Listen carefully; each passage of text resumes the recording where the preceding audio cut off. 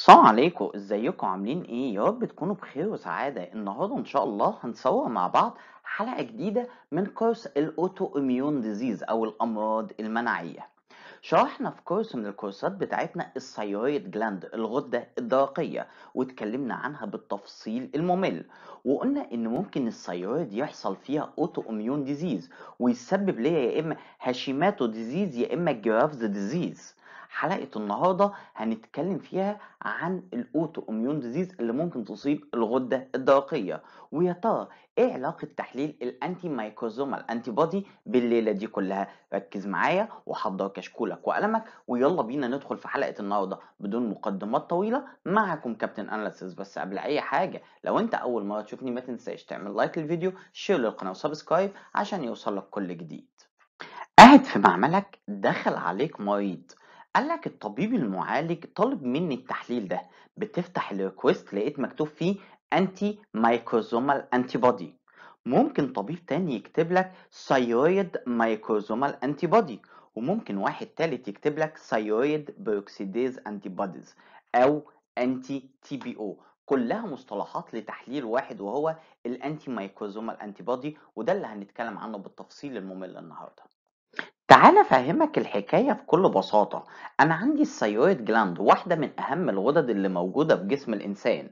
ممكن يحصل ان الجهاز المناعي يضرب فيها فيحصل عندي اوتو اميون ديزيز، هيسبب ليا واحد من المرضين، يا اما الجرافز ديزيز يا اما الهاشيموتوز ديزيز. طب ازاي افرق ما بينهم عن طريق التحاليل؟ هو ده اللي هتعرفه، بس ركز معايا شوية.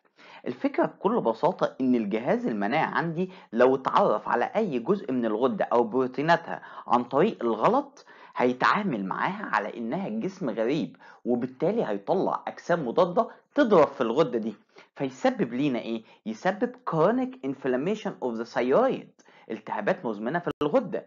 تشو دامج، هيتحطم الأنسجة بتاعت الغدة. distribution of thyroid function، هيبوظ لي وظيفة الغدة. يبقى بكل بساطة كده هيحصل عندي اوتو اميون ديزيز لما يحصل الاعراض اللي قلنا عليها. طب ايه هو تحليل الانتي مايكروزومال انتي بودي؟ قبل ما اقول لك ايه هو، تعالى الاول نشوف يعني ايه كلمة مايكروزوم. قال لك الميكروزوم ده عبارة عن لايبوبروتين طبيعي موجود في البسيليال سيل بتاعة الغدة الدرقية. لما بيحصل عندي اضطرابات يعني ثايرويد ديس اوردر، بتهرب الميكروزوم دي من مكانها الطبيعي، ويبدأ الجسم يتعامل معاها على انها انتيجين ويطلع ليها انتي بودي، وبالتالي اشوف عندي في الدم انتي بودي ضد الميكروزومال، وعشان كده عندي تحليل اسمه انتي ميكروزومال انتي بودي. حلو الكلام جدا. لما الانتي بودي هيطلع هيسبب ليا انفلاميشن زي ما شرحنا. فين؟ قالك في الغدة.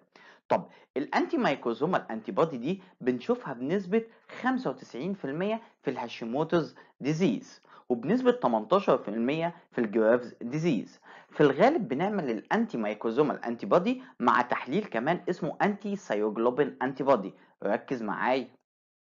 تعالى نعمل انتربريتيشن للنتيجة اللي هتطلع معانا، بس الأول هحكي لك الحكاية من الأول.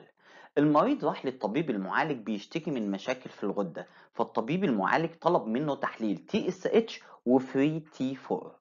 حضرتك عملت التحليلين في المعمل، لقيت نسبة التي اس اتش عالية ونسبة الفري تي 4 قليلة. هنا الطبيب بدأ يشخص مرض الغدة وهو الهايبوثايروديزم، وراح قايل لك بعد اذنك زود لي للمريض ده تحليل انتي مايكروزومال انتي بودي. لو لقيت نسبة الانتي مايكروزومال انتي بودي عالية، يبقى المريض ده عنده هاشيموتوز ديزيز. طب لو لقيت النسبة طبيعية، قال لك ده عنده congenital T4 synthase deficiency او iodine deficiency. ده بكل بساطة interpretation للنتيجة اللي بتطلع معاك في المعمل. طب ركز معايا اكتر. تحليل الانتي مايكروزومال انتي بودي مش بيزيد في امراض الغده بس، ولكن بيزيد في امراض كتيره جدا زي ما انت شايف قدامك. تحليل الانتي مايكروزومال انتي بودي واحد من اهم التحاليل اللي بنعملها في تشخيص امراض الغده. دي كانت حلقه النهارده، اتمنى الحلقه تكون مفيده، ولو عجبتك الحلقه ما تنساش تعمل لايك للفيديو وشير للقناه وتفعل الجرس عشان يوصلك كل جديد. كان معاكم كابتن اناليسيس.